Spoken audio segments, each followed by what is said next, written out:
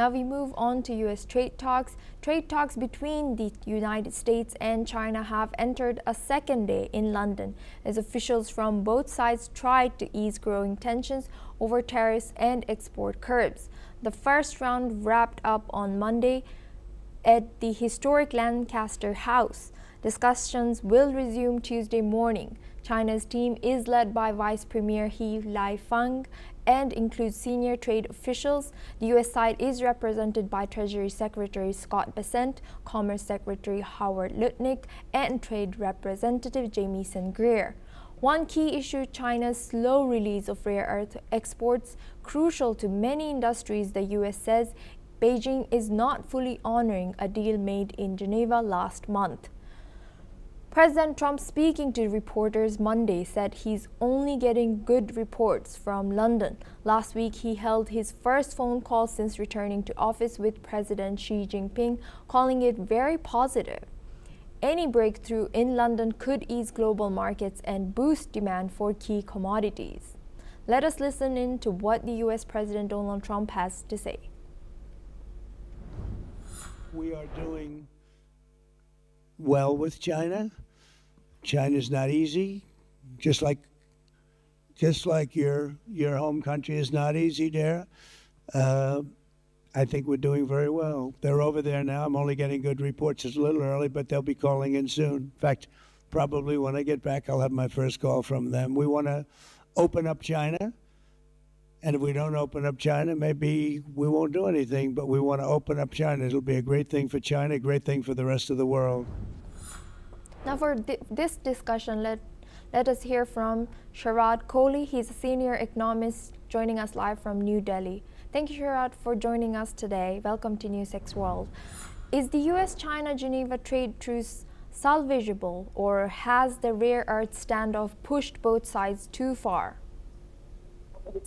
I think with President Trump, you can never be too far because we've seen so many flip-flops, so many turnarounds happening over the last few weeks that every time there's a declaration made, it's taken back. Well, we should keep in mind the fact that an average American household has added about $1,200 to its monthly expense, which is a lot of money. So I'm sure this will count on President Trump's mind while negotiating a deal. But at the end of the day, I think from what we heard President Trump saying just now, it seems like a bargain that we levied these tariffs on the countries, and he wanted to use that as a bargain tool to see what best he can do. And we must understand that the root of these tariffs is the trade deficit which China has with countries like China, with America has with countries like China and India. So I don't know how this trade deficit he's going to fulfill, because America right now is not in a position to manufacture the goods which are being imported from China. Well, either it can set up factories overnight, but the cost of production in America is very, very high. The cost of getting 1 acre of factory land in America is close to $200,000, more than $200,000 per acre. The cost of skilled labor per hour is about $40.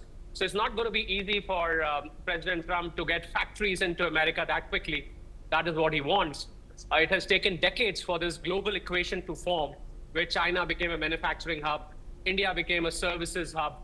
And of course, things do change over a period of time, but probably he wants it to happen overnight. That's not going to happen. And China has played a very hard game. It has retaliated by way of tariffs. Every time a tariff threat has come from America, it has retaliated. It forced President Trump to give a pause on those tariffs for 90 days.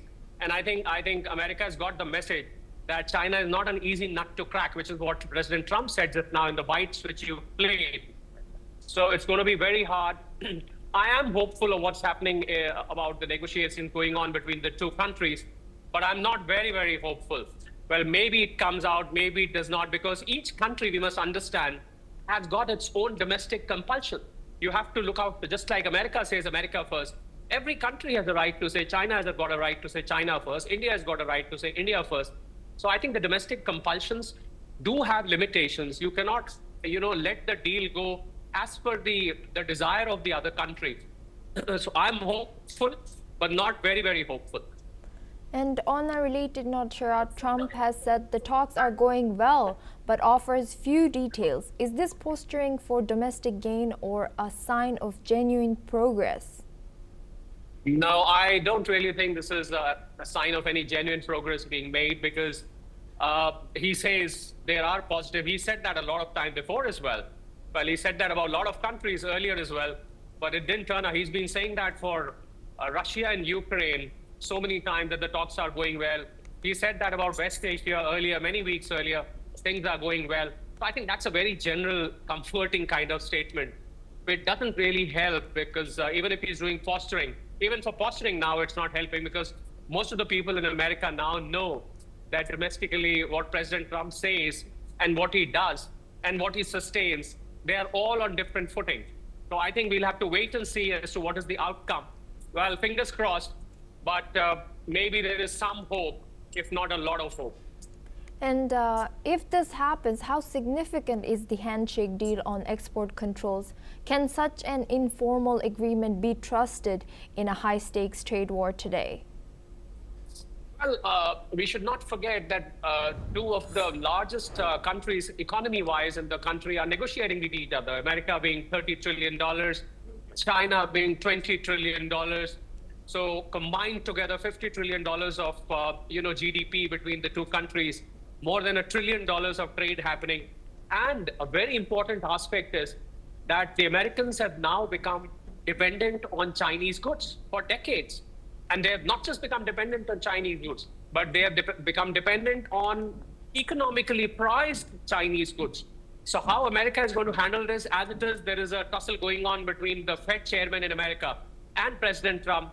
Well, President Trump has snubbed Jerome Powell, the Fed chairman, that they must reduce the interest rates, whereas Jerome Powell has repeatedly said that it's not the right time because inflation is looming over our heads.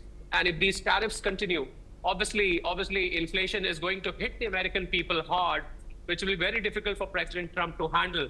So it will be very important for President Trump to probably give away some of the declarations that he's making and agree to what China is saying. I have a feeling that no doubt Chinese manufacturers and Chinese factories, they run on American exports.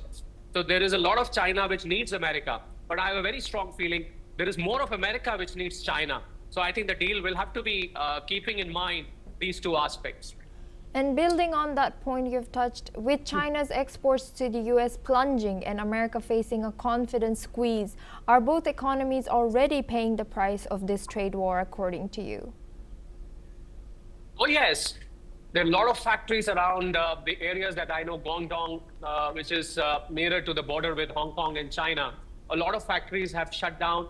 There is a huge inventory buildup ever since tariffs were declared, although there is a pause now. So some of the shipments have moved. But the Chinese investors and Chinese factory owners are very careful because they don't know what is going to be the outcome, whether finally the tariffs will shave a lot of Chinese goods in America may become unviable for the Chinese people to buy. So I think it's a catch-22 situation, whereas on one side, production is on and a lot of Chinese factories are in wait and watch mode. On the other side, these negotiations are going on. I think a lot of Chinese people are looking up to what is going to happen.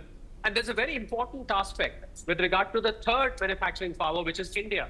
If we take China, Vietnam, I take that as the second power, Vietnam, Malaysia, Indonesia. The third power, which is India, has got a lot of opportunity there. Because if this particular negotiation doesn't succeed, then I think the Indian manufacturers need to pull up their socks. And they will have a lot of orders coming from America. Obviously, this will be subject to India-America bilateral trade agreement, the BTA, as we say. So as of now, everything seems to be in a limbo. We need to wait and watch as to what happens. A lot of uncertainty, especially during this pause period, which technically ends, some of it ends on 9th of July, some ends a little later. So we'll have to wait and see which side President Trump takes, knowing historically over the last few weeks, I think President Trump may have to bulge and may have to, give away to the demands of the other countries. Thank you very much, Rod Kohli, for